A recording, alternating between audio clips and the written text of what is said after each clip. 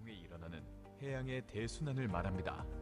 해양 컨베이어 벨트는 심층에서는 밀도를 결정하는 수온과 염분에 의해서, 표층에서 주로 바람에 의해서 작동되는데 해수와 해수에 녹아있는 물질의 혼합과 이동에 기여합니다. 해양 컨베이어 벨트의 작동 여부와 방향에 따라 지구의 기후에도 상당한 변화가 있었던 것으로 알려져 있습니다. 이 해양 컨베이어 벨트의 변화를 주시해야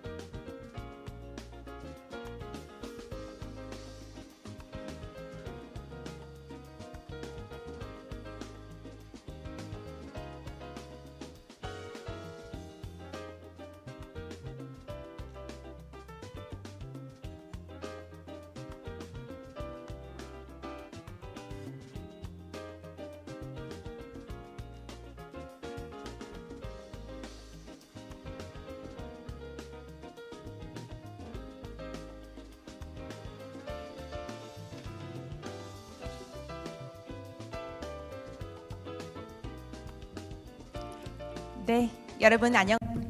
Good morning, distinguished guests. Welcome to the 17th World Ocean Forum Marine Policy Session.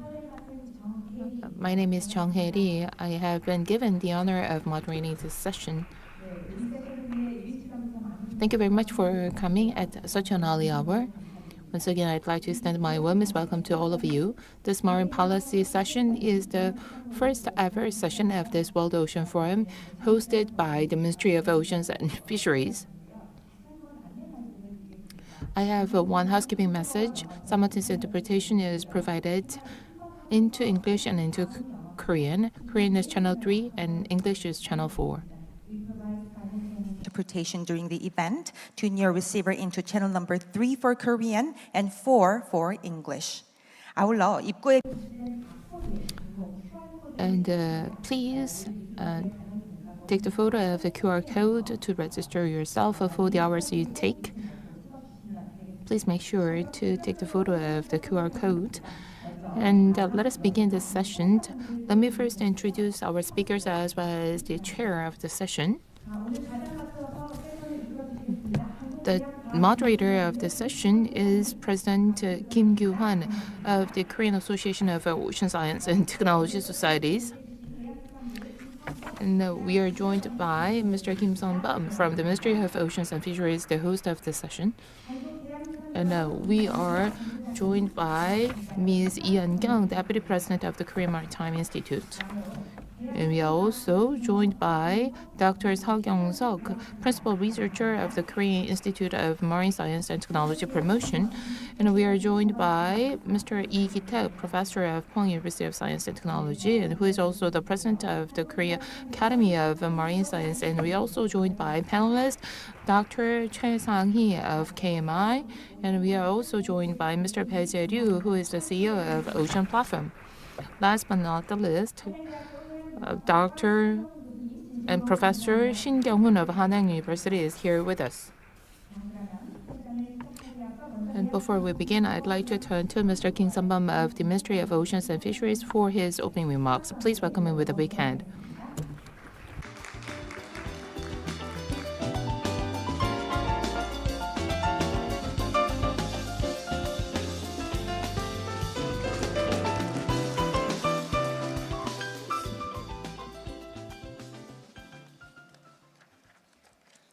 예, 반갑습니다. Good morning, ladies and gentlemen. I'm Kim Sung-bum from the Ministry of Oceans and Fisheries. I sincerely welcome all the experts from whom I wrote present for the first session opening the 17th World Ocean Forum being held under the theme of Blue Taxonomy. I also want to thank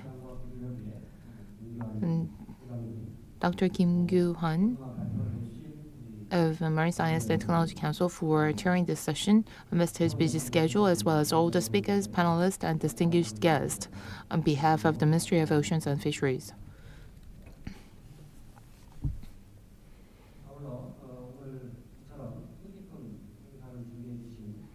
I would also like to extend my gratitude to the officials from the City of Busan and Busan Daily newspaper for organizing this meaningful event. Distinguished guests,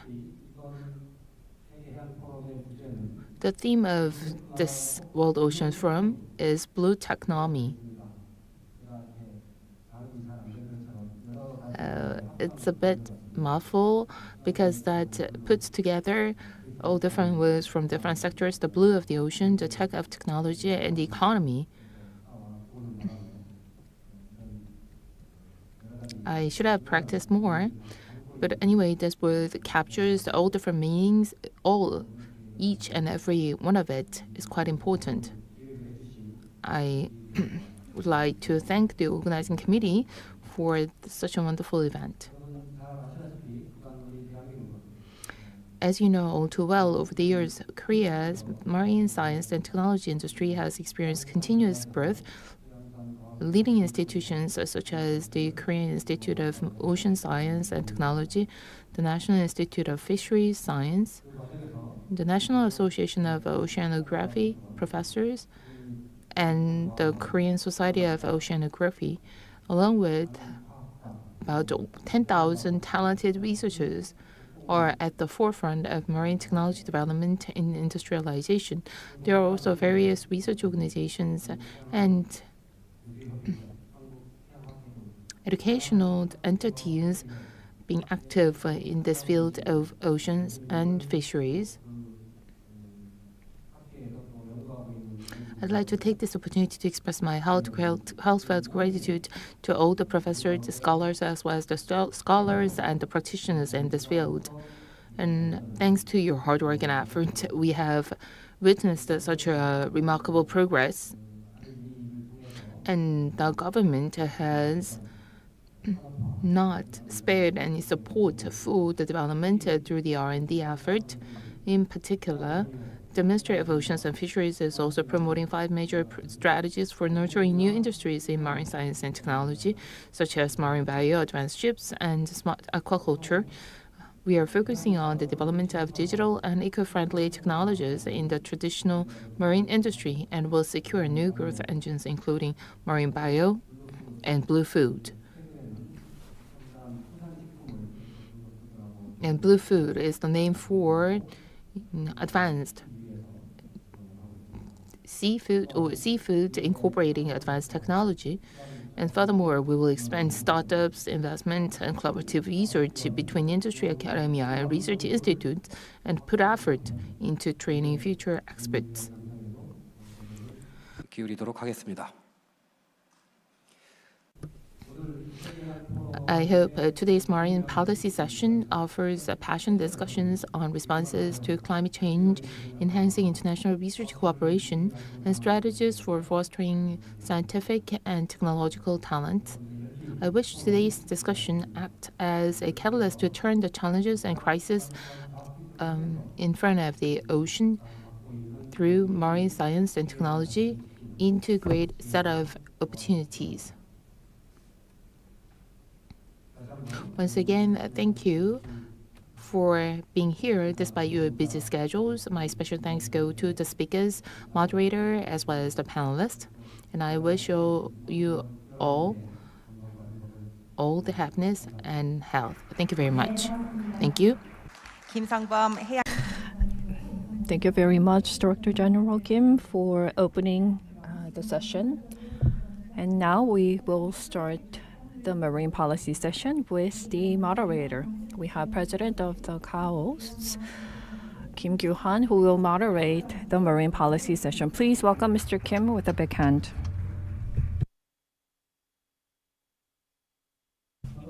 Good morning.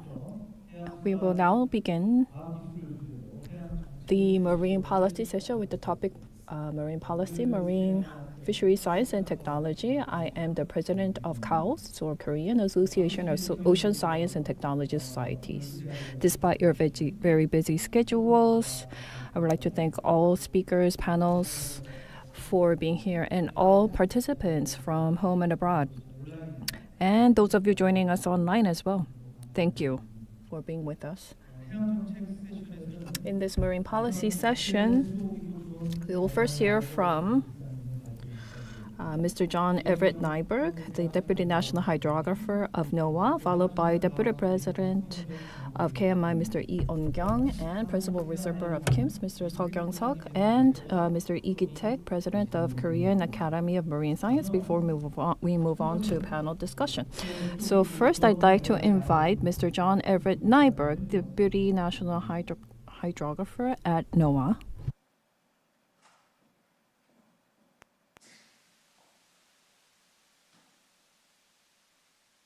Good morning. My name is John Nyberg, Technical Director for the International Hydrographic Organization.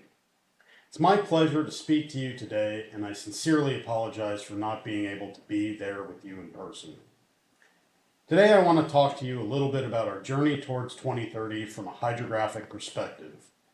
There are many initiatives around the world that will have an impact on both technology and policy for collecting and sharing data in the ocean. I'll do my best to introduce many of these initiatives to you today. I'm not here to deliver a history lesson, but I guess I need to start someplace. Certainly, technology has had a large impact on policy throughout our history as hydrographers. Why not start with the Egyptians in 1450 BC and just a small snapshot of the journey that we have already been through? In your upper center, you can see an Egyptian tomb painting showing an officer with sounding pole. Next to it, casting the lead from an old ship. On the bottom, a wire drag diagram. The basic principle is to drag the wire attached to two vessels. The wire encounters obstruction, it will form a V. And on your right, an 808 fathometer. The NOAA, then Coast and Geodetic Survey manual of 1942, called this thing the first portable sonic sounding device. You can also see on the bottom left an 1883 snippet of a Key West, Florida nautical chart, and above it, the modern ENC. This is all really fun, but this presentation is not a history lesson, or really a discussion about technology or the evolution of policy, though I'm sure that you'll see all of these different techniques and products have a profound impact on both. For most of this presentation, I want to talk big picture environment, the opportunities that we have at our fingertips as hydrographers, how the rest of the geospatial world and people around the world view us as nautical cartographers and data scientists on the journey towards 2030. All of these may impact how we both do business and how it is reflected in our policy. It's an incredibly exciting time for hydrography. This cover from August of Time magazine announced that the ocean and its environment is the most important place on Earth. An increasingly rare bit of good news about the healing power of coral reefs if left alone. This was included in this issue. While the cover wasn't about hydrography, an announcement that the ocean is the most important place on Earth to a readership of about 500,000 people per edition, well, that has to be good for us. So just a snapshot of things happening now. You have this massive call to action in the 2030 Agenda for Sustainable Development. This challenges us to aim for incredibly lofty goals to improve the world. There's a huge series of commitments that focus on the ocean in the Decade of Ocean Science for Sustainable Development. There are initiatives that are really unprecedented examples of investment and collaboration in the ocean, including JEBCO's Seabed 2030 and the Data Center for Digital Bathymetry run by the IHO. There's an increasingly coordinated geospatial world being brought together through technology and big policy initiatives at the United Nations. This can be represented in the UN Operational Framework for Marine Geospatial Information Management. And, of course, advanced technology and modern standards underpin it all, and I'll talk a little bit about the S100 data model. So a few years ago, I was walking in the Singapore Botanic Garden, and the museum there had an exhibit, Change the Present, Save the Ocean. The thing I noticed first was a reference to all of the Sustainable Development Goals. I think you'll quickly see that hydrography and ocean science applies to the entire 2030 agenda. It's easy to see how our work applies to life under the sea and zero hunger, but consider clean energy, where we are calling for modern renewables like wind and marine currents. Consider Goal 10 to reduce inequality within and among countries, which calls for the need to immediate action to ensure safe migration. This migration often crosses our seas and waterways. From where I stand, we're a blue planet, and this is reflected in the Sustainable Development Goals. The Decade of Ocean Science for Sustainable Development is managed by UNESCO's Intergovernmental Oceanographic Commission and is a place where scientists and stakeholders can offer commitments to develop the scientific knowledge and the partnerships to deliver science-based solutions to achieve the 2030 Agenda for Sustainable Ocean. I just wanted to point out here that there are a number of commitments that either depend on or are focused completely on hydrography to achieve the science we need for the ocean we want. But it's imperative to have national, regional, and global policy that support participation in initiatives like these. So please, if you haven't already done so, consider working with your National Hydrographic Office, institution, or team to let the IOC know what you're doing and to help on the journey to a sustainable ocean in 2030. I'd also recommend that you take a look at the long list of actions and then reach out to those that interest you. This is from the Decades website, where you can put together an activity, contribution, or action. Seabed 2030 is a collaborative project that aims to bring together all available bathymetric data to preserve the definitive map of the world ocean floor by 2030. The project is aligned with the UN goals to conserve and sustainably use the ocean and marine resources. Fishing, recreational, and commercial vessels worldwide are invited to submit data collected using standard navigation instruments. From a policy perspective, allowing bathymetric data to be collected through methods like crowdsourcing, then made available to Seabed 2030, is of major importance. Today, the initiative is bolstered by over 200 partners, data contributors, and supporters from across 50 countries. Each partnership brings it closer to the goal of enriching their mission with diverse knowledge, resources, data, and perspectives. The IHO Data Center for Digital Bathymetry, or DCDB, serves as a long-term archive for the GEBCO Ocean Mapping Program and Seabed 2030. This archive includes 30 terabytes of oceanic depth soundings, acquired with multi-beam and single-beam sonars by hydrographic, oceanographic, and industry vessels during surveys or while on passage. This also includes layers from many countries around the world. It would be very important and helpful to the project if you would consider policy from your institution or government to be able to contribute data to this project.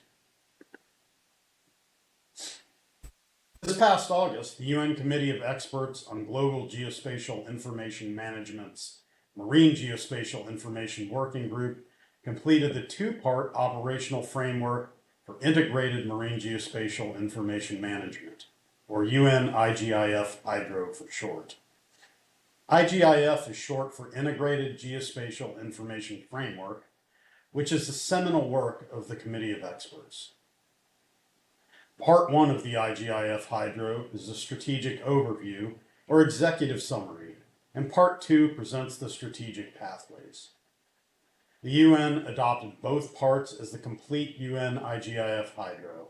The expectation for the UN IGIF Hydro will be to serve as a reference, including guidance regarding policy for countries who wish to implement the UN IGIF's 9 strategic pathways in the marine domain, and to help, most importantly, ensure that marine programs are included in the larger geospatial information ecosystem.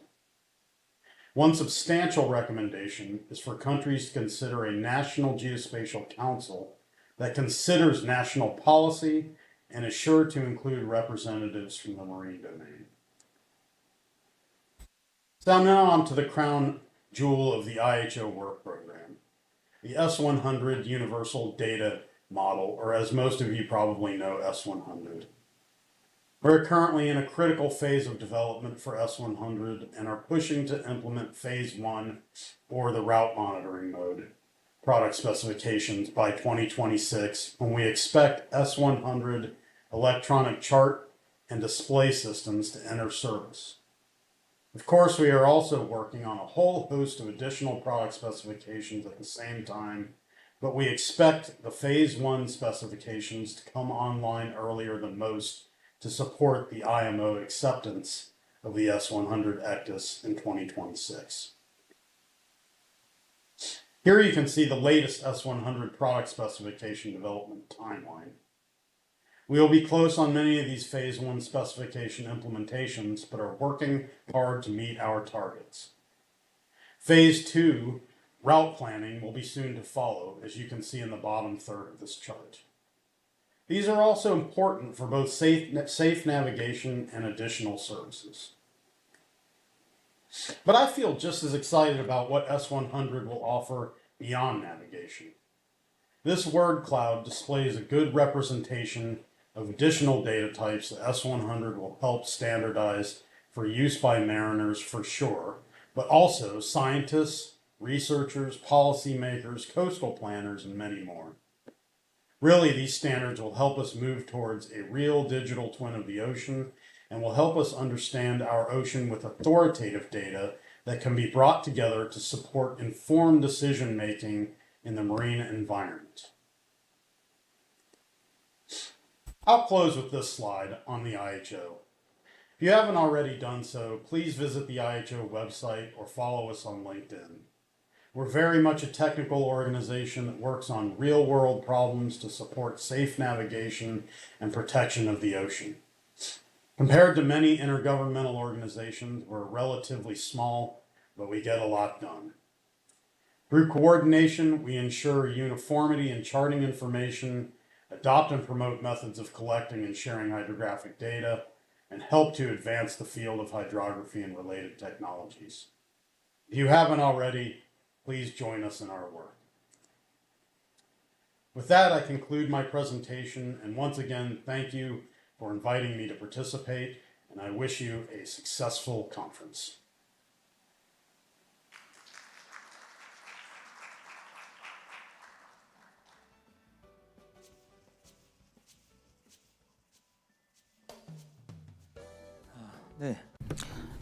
Thank you. Any activities related to the oceans and fisheries are based on the hydrography. Well, thank you very much for sharing the vision for the marine environment as well.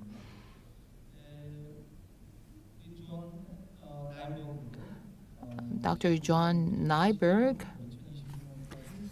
from 2010 through 2020, worked at NOAA and focusing on modernizing nautical chart and digitizing nautical charts and currently he is serving as the technical director of IHO.